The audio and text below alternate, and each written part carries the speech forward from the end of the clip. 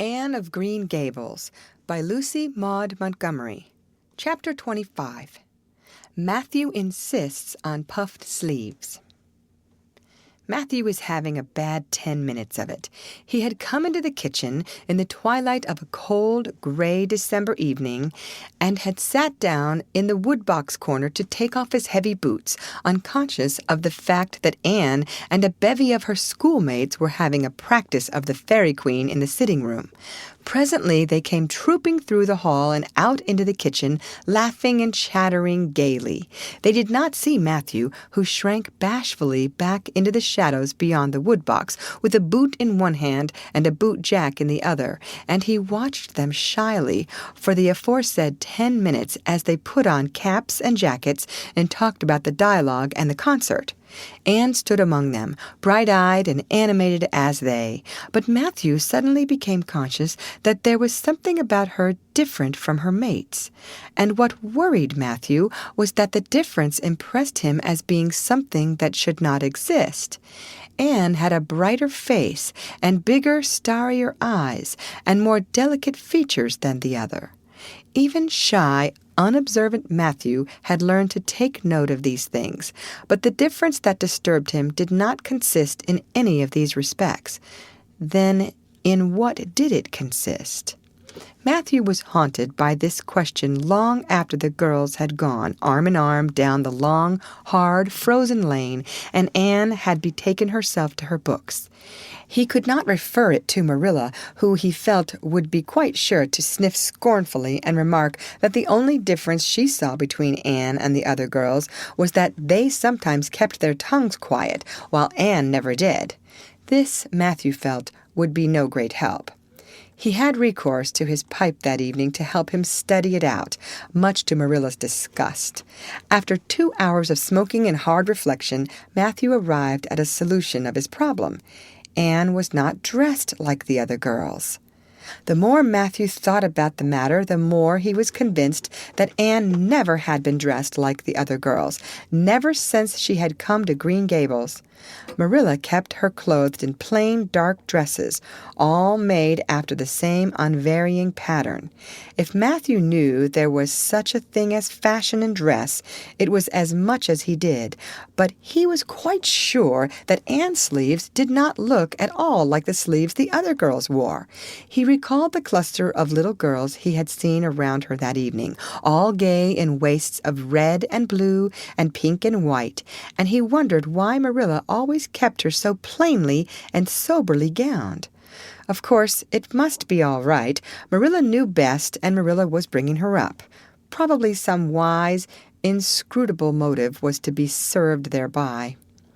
But surely it would do no harm to let the child have one pretty dress, something like Diana Barry always wore.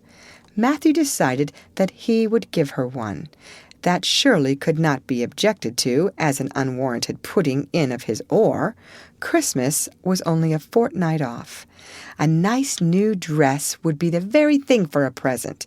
Matthew, with a sigh of satisfaction, put away his pipe and went to bed, while Marilla opened all the doors and aired the house. The very next evening Matthew betook himself to Carmody to buy the dress, determined to get the worst over and have done with it. It would be, he felt assured, no trifling ordeal. There were some things Matthew could buy and prove himself no mean bargainer, but he knew he would be at the mercy of shopkeepers when it came to buying a girl's dress. After much cogitation, Matthew resolved to go to Samuel Lawson's store instead of William Blair's. To be sure, the Cuthberts always had gone to William Blair's. It was almost as much a matter of conscience with them as to attend the Presbyterian church and vote Conservative. But William Blair's 2 daughters frequently waited on customers there, and Matthew held them in absolute dread. He could contrive to deal with them when he knew exactly what he wanted and could point it out, but in such a matter as this, requiring explanation and consultation, Matthew felt that he must be sure of a man behind the counter. So he would go to Lawson's, where Samuel or his son would wait on him. Alas, Matthew did not know that Samuel, in the recent expansion of his business, had set up a lady clerk also. She was a niece of his wife's, and a very dashing young person indeed, with a huge drooping pompadour, big rolling brown eyes, and a most extensive and bewildering smile. She was dressed with exceeding smartness, and wore several bangle bracelets that glittered and rattled and tinkled with every movement of her hands. Matthew was covered with confusion at finding her there at all, and those bangles completely wrecked his wits at one fell swoop. "What can I do for you this evening, Mr. Cuthbert?" Miss Lucia Harris inquired, briskly and ingratiatingly tapping the counter with both hands. "Have you well now, say any garden rakes?" stammered Matthew. Miss Harris looked somewhat surprised, as well she might, to hear a man inquiring for garden rakes in the middle of December. "I believe we have one or two left over," she said, "but they're upstairs in the lumber room. I'll go and see." During her absence, Matthew collected his scattered senses for another effort. When Miss Harris returned with the rake and cheerfully inquired, "Anything else tonight, Mr. Cuthbert?" Matthew took his courage in both hands and replied, "Well now, since you suggest it, I might as well buy some hayseed." Miss Harris had heard Matthew Cuthbert called odd. She now concluded that he was entirely crazy. "We only keep hayseed in the spring," she explained loftily. "We've none on hand just now." "Oh, certainly, just as you say," stammered unhappy Matthew, seizing the rake and making for the door. At the threshold he recollected that he had not paid for it, and he turned miserably back. While Miss Harris was counting out his change, he rallied his powers for a final desperate attempt.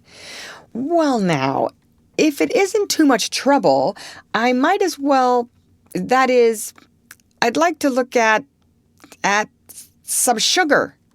"White or brown?" queried Miss Harris patiently. "Oh, well, now, brown," said Matthew feebly. "There's a barrel of it over there," said Miss Harris, shaking her bangles at it. "It's the only kind we have." I'll take 20 pounds of it," said Matthew, with beads of perspiration standing on his forehead. Matthew had driven halfway home before he was his own man again. It had been a gruesome experience, but it served him right, he thought, for committing the heresy of going to a strange store. When he reached home, he hid the rake in the tool house, but the sugar he carried into Marilla. "Brown sugar?" exclaimed Marilla. "Whatever possessed you to get so much? You know I never use it except for the hired man's porridge or black fruit cake. Jerry's gone, and I've made my cake long ago. It's not good sugar, either. It's coarse and dark. William Blair doesn't usually keep sugar like that." I thought it might come in handy sometime," said Matthew, making good his escape. When Matthew came to think the matter over, he decided that a woman was required to cope with the situation. Marilla was out of the question. Matthew felt sure she would throw cold water on his project at once. Remained only Mrs. Lynde, for of no other woman in Avonlea would Matthew have dared to ask advice. To Mrs. Lynde he went accordingly, and that good lady promptly took the matter out of the harassed man's hands. "Pick out a dress for you to give to Anne? To be sure I will. I'm going to Carmody tomorrow, and I'll attend to it. Have you something particular in mind? No? Well, I'll just go by my own judgment then. I believe a nice rich brown would just suit Anne, and William Blair has some new Gloria in that's real pretty. Perhaps you'd like me to make it up for her, too, seeing that if Marilla was to make it, Anne would probably get wind of it before the time and spoil the surprise. Well, I'll do it. No, it isn't a mite of trouble. I like sewing. I'll make it to fit my niece, Jenny Gillis, for she and Anne are as like as two peas as far as figure goes." "Well, now, I'm much obliged," said Matthew, and I dunno, but I think they make the sleeves different nowadays to what they used to be. If it wouldn't be asking too much, I'd like them made in the new way. Puffs? Of course. You needn't worry a speck more about it, Matthew. I'll make it up in the very latest fashion, said Mrs. Lynde. To herself she added when Matthew had gone, "It'll be a real satisfaction to see that poor child wearing something decent for once. The way Marilla dresses her is positively ridiculous, that's what, and I've ached to tell her so plainly a dozen times. I've held my tongue, though, for I can see Marilla doesn't want advice, and she thinks she knows more about bringing children up than I do, for all she's an old maid. But that's always the way. Folks that has brought up children know that there's no hard and fast method in the world that'll suit every child. But them as never have think it's all as plain and easy as rule of 3. Just set your 3 terms down so fashion, and the sum'll work out correct. But flesh and blood don't come under the head of arithmetic, and that's where Marilla Cuthbert makes her mistake. I suppose she's trying to cultivate a spirit of humility in Anne by dressing her as she does, but it's more likely to cultivate envy and discontent. I'm sure the child must feel the difference between her clothes and the other girls'. But to think of Matthew taking notice of it. That man is waking up after being asleep for over 60 years. Marilla knew all the following fortnight that Matthew had something on his mind, but what it was she could not guess until Christmas Eve, when Mrs. Lynde brought up the new dress. Marilla behaved pretty well on the whole, although it is very likely she distrusted Mrs. Lynde's diplomatic explanation that she had made the dress because Matthew was afraid Anne would find out about it too soon if Marilla made it. "So this is what Matthew has been looking so mysterious over and grinning about to himself for 2 weeks, is it?" she said, a little stiffly but tolerantly. "I knew he was up to some foolishness." "Well, I must say I don't think Anne needed any more dresses. I made her 3 good, warm, serviceable ones this fall, and anything more is sheer extravagance. There's enough material in those sleeves alone to make a waist, I declare there is. You'll just pamper Anne's vanity, Matthew, and she's as vain as a peacock now.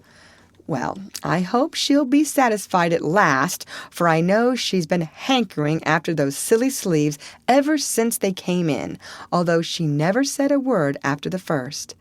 The puffs have been getting bigger and more ridiculous right along. They're as big as balloons now. Next year, anybody who wears them will have to go through a door sideways." Christmas morning broke on a beautiful white world. It had been a very mild December, and people had looked forward to a green Christmas, but just enough snow fell softly in the night to transfigure Avonlea. Anne peeped out from her frosted gable window with delighted eyes. The firs in the haunted wood were all feathery and wonderful. The birches and wild cherry trees were outlined in pearl. The plowed fields were stretches of snowy dimples, and there was a crisp tang in the air that was glorious. Anne ran downstairs singing until her voice re-echoed through Green Gables. "Merry Christmas, Marilla! Merry Christmas, Matthew! Isn't it a lovely Christmas? I'm so glad it's white. Any other kind of Christmas doesn't seem real, does it? I don't like green Christmases. They're not green. They're just nasty faded browns and grays. What makes people call them green? Why, Matthew, is that for me? Oh, Matthew!" Matthew had sheepishly unfolded the dress from its paper swathings and held it out with a deprecatory glance at Marilla, who feigned to be contemptuously filling the teapot, but nevertheless watched the scene out of the corner of her eye with a rather interested air. Anne took the dress and looked at it in reverent silence. Oh, how pretty it was! A lovely, soft brown gloria with all the gloss of silk. A skirt with dainty frills and shearings, a waist elaborately pin-tucked in the most fashionable way, with a little ruffle of filmy lace at the neck. But the sleeves, they were the crowning glory, long elbow cuffs, and above them 2 beautiful puffs divided by rows of shearing and bows of brown silk ribbon. "That's a Christmas present for you, Anne," said Matthew shyly. Why, Anne, don't you like it?" Well, now," for Anne's eyes had suddenly filled with tears. "Like it? Oh, Matthew!" Anne laid the dress over a chair and clasped her hands. "Matthew, it's perfectly exquisite. Oh, I can never thank you enough. Look at those sleeves. Oh, it seems to me this must be a happy dream." Well, let us have breakfast," interrupted Marilla. "I must say, Anne, I don't think you needed the dress, but since Matthew has got it for you, see that you take good care of it. There's a hair ribbon Mrs. Lynde left for you. It's brown to match the dress. Come now, sit in." "I don't see how I'm going to eat breakfast," said Anne rapturously. "Breakfast seems so commonplace at such an exciting moment. I'd rather feast my eyes on that dress. I'm so glad that puff sleeves are still fashionable. It did seem to me that I'd never get over it if they went out before I had a dress with them. I'd never have felt quite satisfied, you see.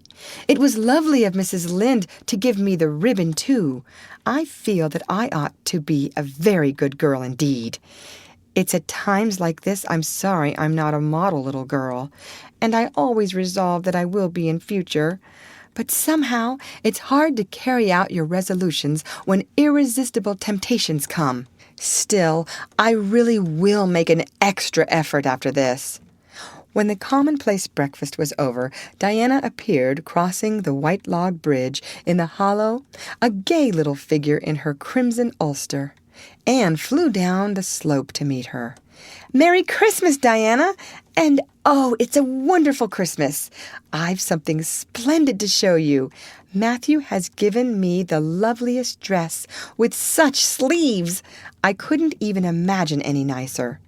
"I've got something more for you," said Diana breathlessly. "Here, this box. Aunt Josephine sent us out a big box with ever so many things in it, and this is for you. I'd have brought it over last night, but it didn't come until after dark, and I never feel very comfortable coming through the haunted wood in the dark now." Anne opened the box and peeped in. First a card with "For the Anne girl" and "Merry Christmas" written on it, and then a pair of the daintiest little kid slippers with beaded toes and satin bows and glistening buckles. "Oh," said Anne, "Diana, this is too much. I must be dreaming." "I call it providential," said Diana. "You won't have to borrow Ruby's slippers now, and that's a blessing, for they're 2 sizes too big for you, and it would be awful to hear a fairy shuffling. Josie Pye would be delighted.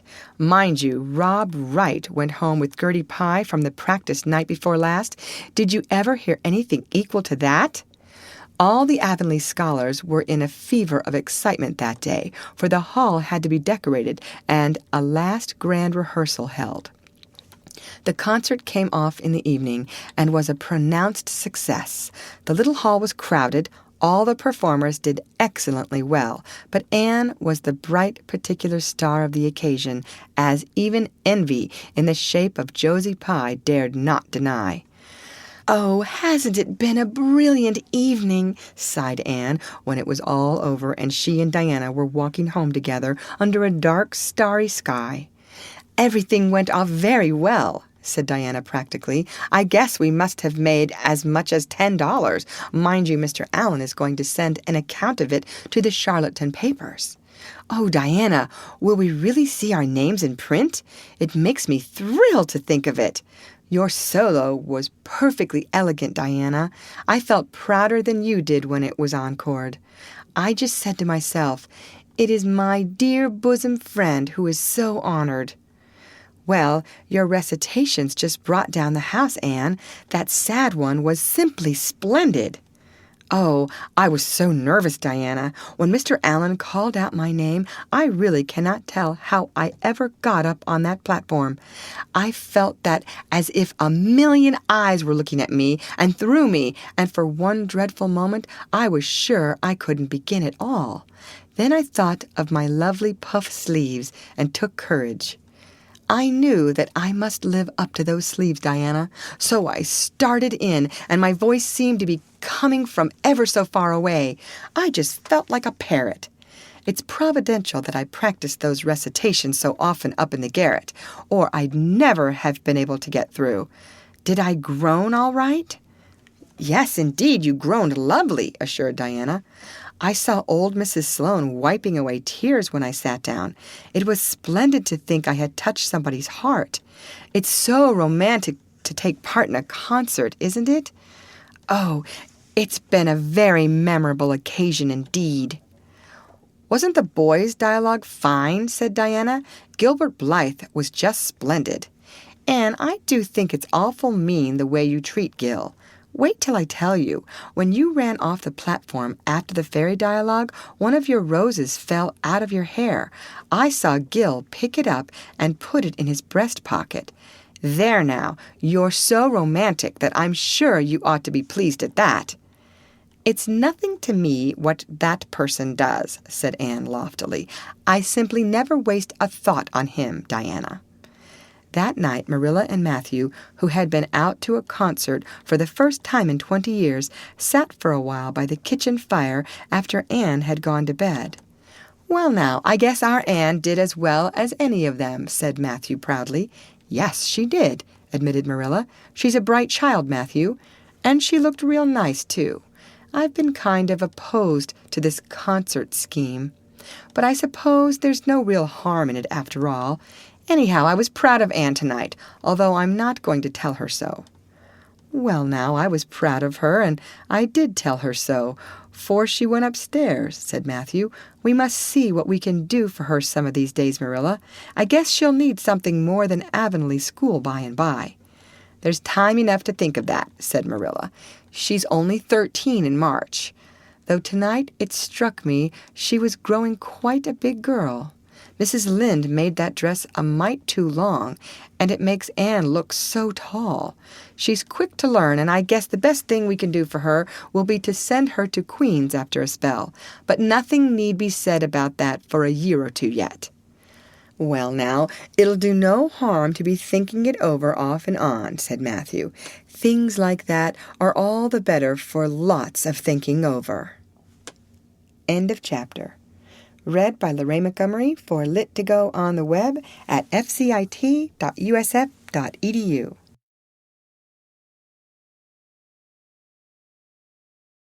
Anne of Green Gables by Lucy Maud Montgomery. Chapter 27. Vanity and Vexation of Spirit. Marilla, walking home one late April evening from an aid meeting, realized that the winter was over and gone with the thrill of delight that spring never fails to bring to the oldest and saddest as well as to the youngest and merriest. Marilla was not given to subjective analysis of her thoughts and feelings. She probably imagined that she was thinking about the aids and their missionary box and the new carpet for the vestry room, but under these reflections was a harmonious consciousness of red fields smoking into pale purply mists in the declining sun, of long, sharp-pointed fir shadows falling over the meadow beyond the brook, of still crimson-budded maples around a mirror-like wood pool, of awakening in the world and a stir of hidden pulses under the gray sod. The spring was abroad in the land, and Marilla's sober, middle-aged step was lighter and swifter because of its deep, primal gladness. Her eyes dwelt affectionately on Green Gables, peering through its network of trees and reflecting the sunlight back from its windows in several little coruscations of glory. Marilla, as she picked her steps along the damp lane, thought that it was really a satisfaction to know that she was going home to a briskly snapping wood fire and a table nicely spread for tea, instead of to the cold comfort of old aid meeting evenings before Anne had come to Green Gables.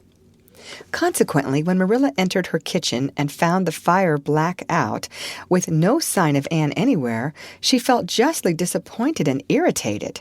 She had told Anne to be sure and have tea ready at 5 o'clock, but now she must hurry to take off her second-best dress and prepare the meal herself against Matthew's return from plowing.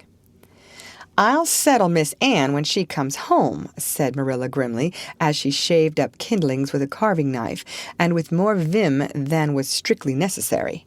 Matthew had come in and was waiting patiently for his tea in his corner. "She's gadding off somewhere with Diana, writing stories or practicing dialogues or some such tomfoolery, and never thinking once about the time or her duties. She's just got to be pulled up short and sudden on this sort of thing. I don't care if Mrs. Allan does say she's the brightest and sweetest child she ever knew. She may be bright and sweet enough, but her head is full of nonsense, and there's never any knowing what shape it'll break out in next. Just as soon as she grows out of one freak, she takes up with another. But there, here I am saying the very thing I was so riled with Rachel Lynde for saying at the aid today. I was real glad when Mrs. Allan spoke up for Anne, for if she hadn't, I know I'd have said something too sharp to Rachel before everybody. Anne's got plenty of faults, goodness knows, and far be it from me to deny it. But I'm bringing her up, and not Rachel Lynde, who'd pick faults in the angel Gabriel himself if he lived in Avonlea. Just the same, Anne has no business to leave the house like this when I told her she was to stay home this afternoon and look after things. I must say, with all her faults, I never found her disobedient or untrustworthy before, and I'm real sorry to find her so now." "Well, now, I don't know," said Matthew, who, being patient and wise and above all hungry, had deemed it best to let Marilla talk her wrath out unhindered, having learned by experience that she got through with whatever work was on hand much quicker if not delayed by untimely argument. "Perhaps you're judging her too hasty, Marilla. Don't call her untrustworthy until you're sure she has disobeyed you. Maybe it can all be explained. Anne's a great hand at explaining." "She's not here when I told her to stay," retorted Marilla. "I reckon she'll find it hard to explain that to my satisfaction. Of course, I knew you'd take her part, Matthew. But I'm bringing her up, not you." It was dark when supper was ready, and still no sign of Anne, coming hurriedly over the log bridge or up Lover's Lane, breathless and repentant with a sense of neglected duties. Marilla washed and put away the dishes grimly. Then, wanting a candle to light her way down the cellar, she went up to the east gable for the one that generally stood on Anne's table. Lighting it, she turned around to see Anne herself lying on the bed, face downward among the pillows. "Mercy on us," said astonished Marilla. "Have you been asleep, Anne?" "No," was the muffled reply. "Are you sick, then?" demanded Marilla anxiously, going over to the bed. Anne cowered deeply into her pillows, as if desirous of hiding herself forever from mortal eyes. "No. But please, Marilla, go away and don't look at me. I'm in the depths of despair, and I don't care who gets head in class or writes the best composition or sings in the Sunday school choir any more. Little things like that are of no importance now, because I don't suppose I'll ever be able to go anywhere again. My career is closed. Please, Marilla, go away and don't look at me." Did anyone ever hear the like? The mystified Marilla wanted to know. "Anne Shirley, whatever is the matter with you? What have you done? Get right up this minute and tell me. This minute, I say. There now. What is it?" Anne had slid to the floor in despairing obedience. "Look at my hair, Marilla," she whispered. Accordingly, Marilla lifted her candle and looked scrutinizingly at Anne's hair, flowing in heavy masses down her back. It certainly had a very strange appearance. "Anne Shirley, what have you done to your hair? Why, it's green!" "Green it might be called. If it were any earthly color, a queer, dull, bronzy green, with streaks here and there of the original red to heighten the ghastly effect. Never in all her life had Marilla seen anything so grotesque as Anne's hair at that moment. "Yes, it's green," moaned Anne. "I thought nothing could be as bad as red hair, but now I know it's 10 times worse to have green hair. Oh, Marilla, you little know how utterly wretched I am." "I little know how you got into this fix, but I mean to find out," said Marilla. "Come right down to the kitchen. It's too cold up here, and tell me just what you've done. I've been expecting something queer for some time. You haven't got into any scrape for over 2 months, and I was sure another one was due. Now, then, what did you do to your hair?" "I dyed it." "Dyed it? Dyed your hair? Anne Shirley, didn't you know it was a wicked thing to do?" "Yes, I knew it was a little wicked," admitted Anne, "but I thought it was worth while to be a little wicked to get rid of red hair. I counted the cost, Marilla. Besides, I meant to be extra good in other ways to make up for it." "Well," said Marilla sarcastically, "if I decided it was worth while to dye my hair, I'd have dyed it a decent color at least. I wouldn't have dyed it green." "But I didn't mean to dye it green, Marilla," protested Anne dejectedly. "If I was wicked, I meant to be wicked to some purpose. He said it would turn my hair a beautiful raven black. He positively assured me that it would. How could I doubt his word, Marilla? I know what it feels like to have your word doubted. And Mrs. Allan says we should never suspect anyone of not telling us the truth unless we have proof that they're not. I have proof now. Green hair is proof enough for anybody. But I hadn't then, and I believed every word he said implicitly." "Who said? Who are you talking about?" "The peddler that was here this afternoon. I bought the dye from him." "Anne Shirley, how often have I told you never to let one of those Italians in the house?" "I don't believe in encouraging them to come around at all." "Oh, I didn't let him in the house. I remembered what you told me, and I went out, carefully shut the door, and looked at his things on the step. Besides, he wasn't an Italian. He was a German Jew. He had a big box full of very interesting things, and he told me he was working hard to make enough money to bring his wife and children out from Germany. He spoke so feelingly about them that it touched my heart. I wanted to buy something from him to help him in such a worthy object. Then all at once I saw the bottle of hair dye. The peddler said it was warranted to dye any hair a beautiful raven black and wouldn't wash off. In a trice I saw myself with beautiful raven black hair, and the temptation was irresistible. But the price of the bottle was 75 cents, and I had only 50 cents left out of my chicken money. I think the peddler had a very kind heart, for he said that, seeing it was me, he'd sell it for 50 cents, and that was just giving it away. So I bought it, and as soon as he had gone, I came up here and applied it with an old hairbrush, as the directions said. I used up the whole bottle, and oh, Marilla, when I saw the dreadful color it turned my hair, I repented of being wicked, I can tell you, and I've been repenting ever since." "Well, I hope you'll repent to good purpose," said Marilla severely, "and that you've got your eyes open to where your vanity has led you, Anne. Goodness knows what's to be done. I suppose the first thing is to give your hair a good washing and see if that will do any good." Accordingly, Anne washed her hair, scrubbing it vigorously with soap and water. But for all the difference it made, she might as well have been scouring its original red. The peddler had certainly spoken the truth when he declared that the dye wouldn't wash off. However, his veracity might be impeached in other respects. "Oh, Marilla, what shall I do?" questioned Anne in tears. "I can never live this down. People have pretty well forgotten my other mistakes, the liniment cake and setting Diana drunk and flying into a temper with Mrs. Lynde, but they'll never forget this. They will think I am not respectable. Oh, Marilla, what a tangled web we weave when first we practice to deceive. That is poetry, but it is true. And oh, how Josie Pye will laugh. Marilla, I cannot face Josie Pye. I am the unhappiest girl in Prince Edward Island. Anne's unhappiness continued for a week. During that time, she went nowhere and shampooed her hair every day. Diana alone of outsiders knew the fatal secret, but she promised solemnly never to tell. And it may be stated here and now that she kept her word. At the end of the week, Marilla said decidedly, "It's no use, Anne.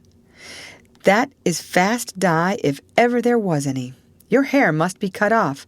There is no other way. You can't go out with it looking like that." Anne's lips quivered, but she realized the bitter truth of Marilla's remarks. With a dismal sigh, she went for the scissors. "Please cut it off at once, Marilla, and have it over.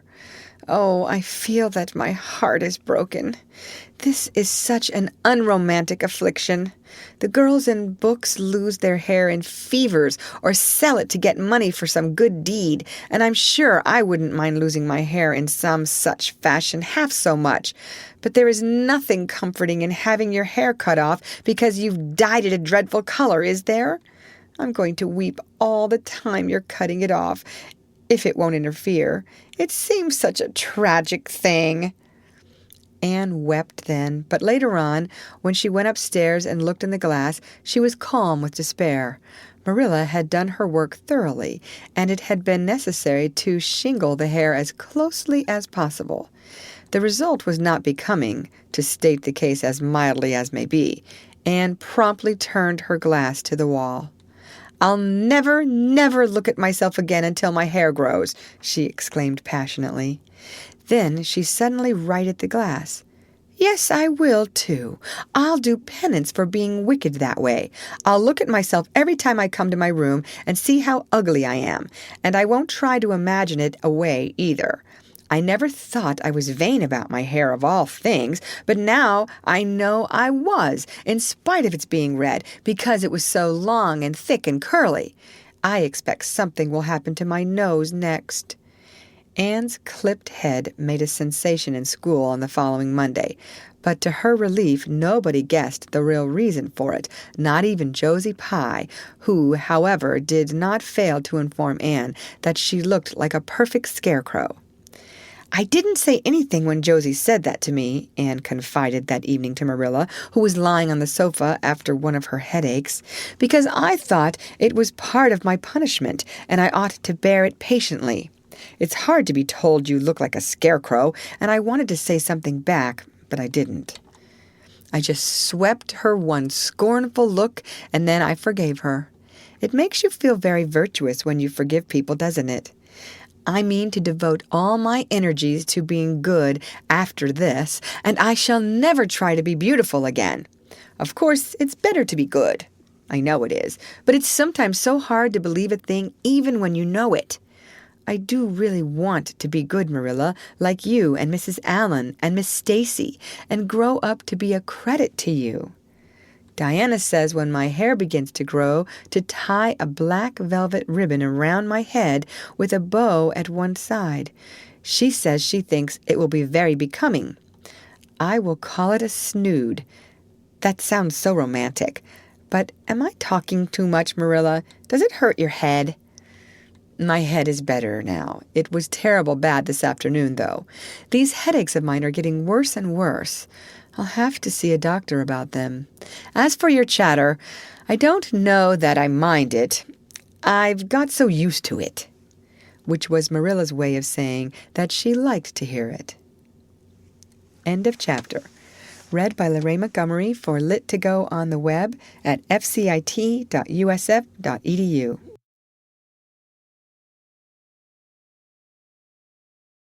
Anne of Green Gables by Lucy Maud Montgomery. Chapter 28. An Unfortunate Lily Maid. "Of course you must be Elaine, Anne," said Diana. "I could never have the courage to float down there." "Nor I," said Ruby Gillis with a shiver. "I don't mind floating down when there's 2 or 3 of us in the flat and we can sit up. It's fun then. But to lie down and pretend I was dead, I just couldn't. I'd die really of fright." "Of course it would be romantic," conceded Jane Andrews, "but I know I couldn't keep still. I'd be popping up every minute or so to see where I was and if I wasn't drifting too far out. And you know, Anne, that would spoil the effect." "But it's so ridiculous to have a redheaded Elaine," mourned Anne. "I'm not afraid to float down, and I'd love to be Elaine, but it's ridiculous just the same. Ruby ought to be Elaine because she is so fair and has such lovely long golden hair. Elaine had all her bright hair streaming down, you know, and Elaine was the lily maid. Now a red-headed person cannot be a lily maid." "Your complexion is just as fair as Ruby's," said Diana earnestly, "and your hair is ever so much darker than it used to be before you cut it." "Oh, do you really think so?" exclaimed Anne, flushing sensitively with delight. "I've sometimes thought it was myself, but I never dared to ask anyone for fear she would tell me it wasn't. Do you think it could be called auburn now, Diana?" "Yes, and I think it is real pretty," said Diana, looking admiringly at the short, silky curls that clustered over Anne's head and were held in place by a very jaunty black velvet ribbon and bow. They were standing on the bank of the pond below Orchard Slope, where a little headland fringed with birches ran out from the bank. At its tip was a small wooden platform built out into the water for the convenience of fishermen and duck hunters. Ruby and Jane were spending the midsummer afternoon with Diana, and Anne had come over to play with them. Anne and Diana had spent most of their playtime that summer on and about the pond. Idlewild was a thing of the past, Mr. Bell having ruthlessly cut down the little circle of trees in his back pasture in the spring. Anne had sat among the stumps and wept, not without an eye to the romance of it, but she was speedily consoled, for after all, as she and Diana said, big girls of 13 going on 14 were too old for such childish amusements as playhouses, and there were more fascinating sports to be found about the pond. It was splendid to fish for trout over the bridge, and the 2 girls learned to row themselves about in the little flat-bottomed dory Mr. Barry kept for duck shooting. It was Anne's idea that they dramatize Elaine. They had studied Tennyson's poem in school the preceding winter, the superintendent of education having prescribed it in the English course for the Prince Edward Island schools. They had analyzed and parsed it and torn it to pieces in general until it was a wonder there was any meaning at all left in it for them. But at least the fair Lily Maid and Lancelot and Guinevere and King Arthur had become very real people to them, and Anne was devoured by secret regret that she had not been born in Camelot. Those days, she said, were so much more romantic than the present. Anne's plan was hailed with enthusiasm. The girls had discovered that if the flat were pushed off from the landing place, it would drift down with the current under the bridge and finally strand itself on another headland lower down, which ran out at a curve in the pond. They had often gone down like this, and nothing could be more convenient for playing Elaine. "Well, I'll be Elaine," said Anne, yielding reluctantly, for although she would have been delighted to play the principal character, yet her artistic sense demanded fitness for it, and this she felt her limitations made impossible. "Ruby, you must be King Arthur, and Jane will be Guinevere, and Diana must be Lancelot. But first, you must be the brothers and the father. We can't have the old dumb servitor, because there isn't room for 2 in the flat when one is lying down. We must pall the barge all its length in blackest samite. That old black shawl of your mother's will be just the thing, Diana." The black shawl having been procured, Anne spread it over the flat and then lay down on the bottom, with eyes closed and hands folded over her breast. "Oh, she does look really dead," whispered Ruby Gillis nervously, watching the still, white little face under the flickering shadows of the birches. "It makes me feel frightened, girls." Do you suppose it's really right to act like this? Mrs. Lynde says that all play acting is abominably wicked."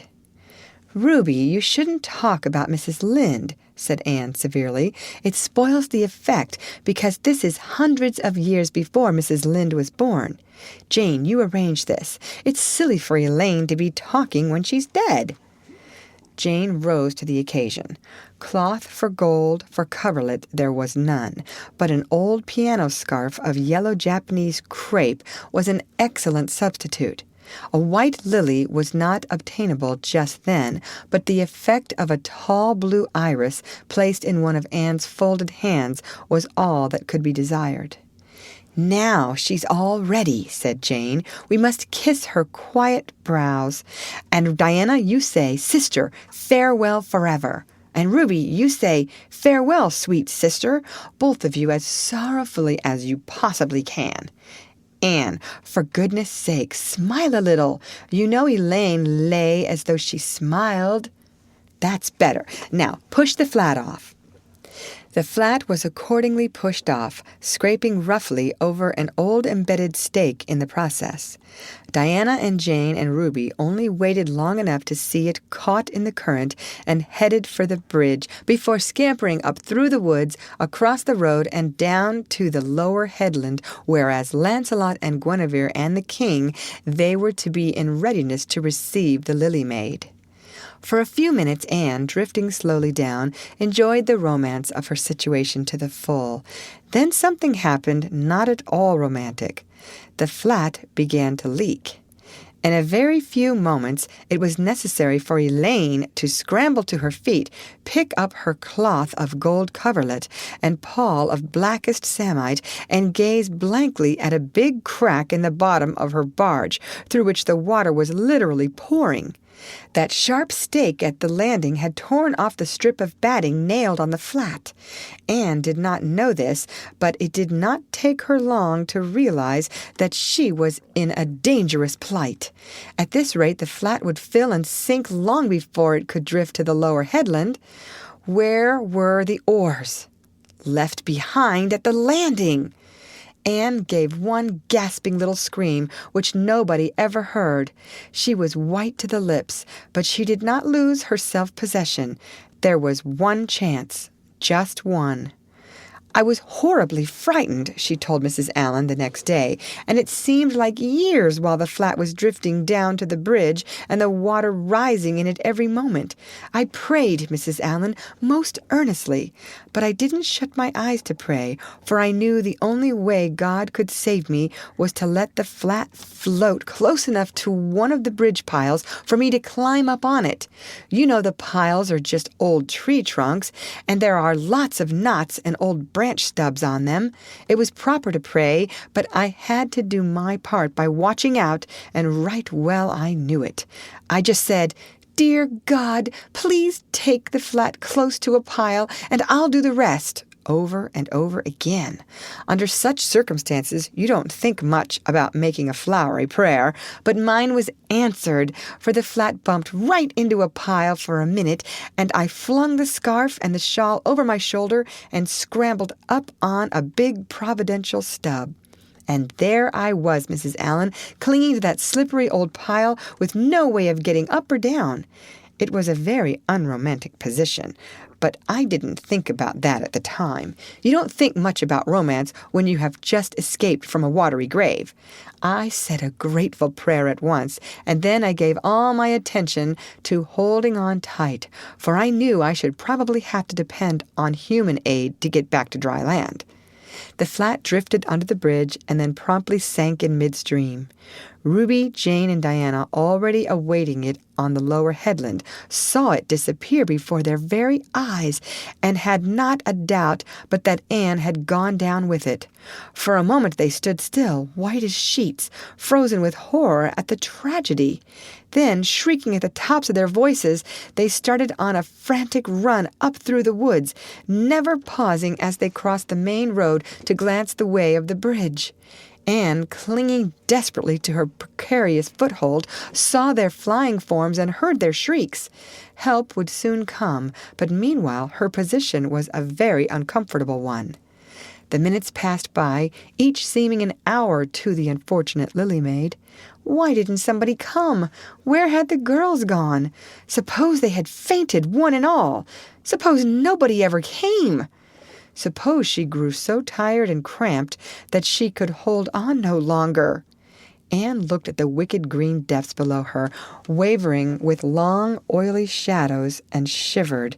Her imagination began to suggest all manner of gruesome possibilities to her. Then, just as she thought she really could not endure the ache in her arms and wrists another moment, Gilbert Blythe came rowing under the bridge in Harmon Andrew's dory. Gilbert glanced up, and much to his amazement, beheld a little white, scornful face looking down upon him with big, frightened, but also scornful gray eyes. "Anne Shirley, how on earth did you get there?" he exclaimed. Without waiting for an answer, he pulled close to the pile and extended his hand. There was no help for it. Anne, clinging to Gilbert Blythe's hand, scrambled down into the dory, where she sat, drabbled and furious, in the stern, with her arms full of dripping shawl and wet crape. It was certainly extremely difficult to be dignified under the circumstances. "What has happened, Anne?" asked Gilbert, taking up his oars.